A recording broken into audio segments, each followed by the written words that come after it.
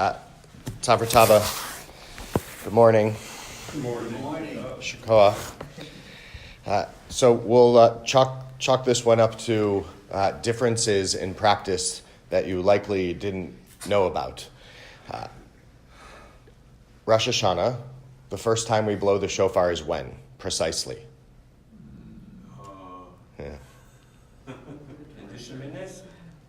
In the Torah service. And not just in the Torah service, at a particular moment in the Torah service, after it's been read, when the Torah is still out.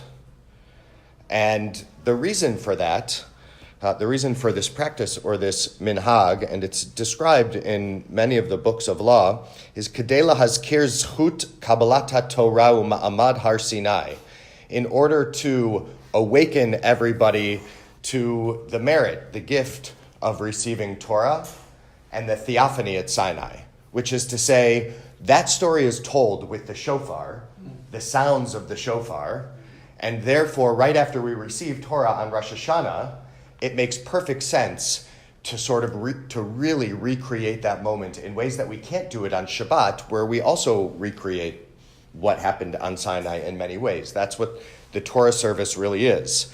Interestingly, there's a machloket, there's a disagreement about when this ought to be done. And even the Rambam, Maimonides in the Mishnah Torah said, Machsirin ha-sefer Torah limkomo v'acharkach tokin.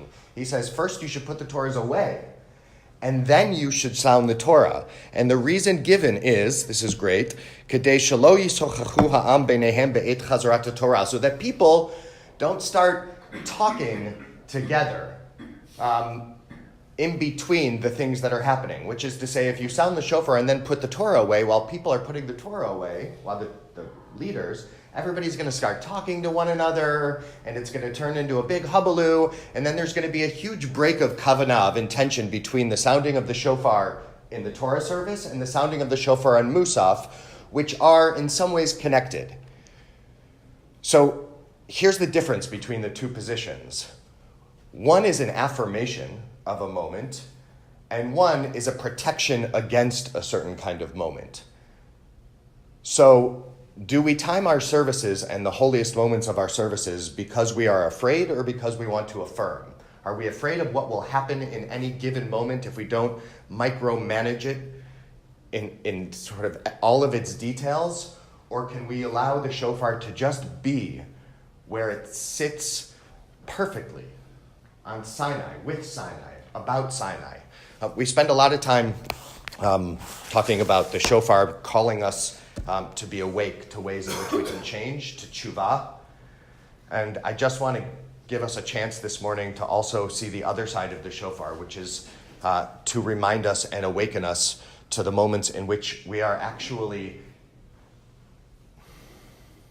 hitting it with the Torah that is in our lives, to our moments of revelation.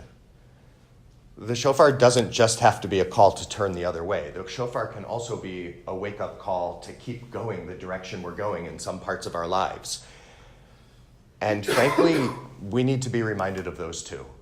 So this morning, as you hear the call of the shofar, as you're sort of just taking it in, allow yourself maybe to wander for a moment before, during, or after to a place in which you feel like you are heading in a particular direction with the Torah at your side, and you are grateful that you have found it.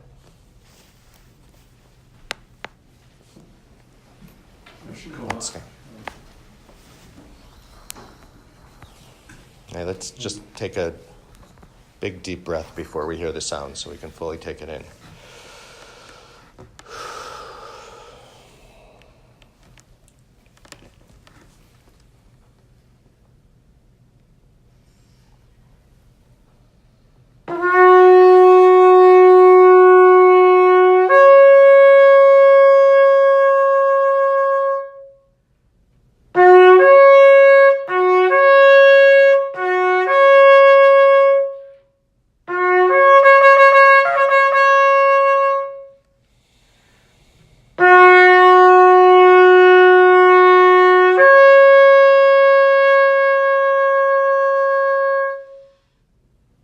Shofar.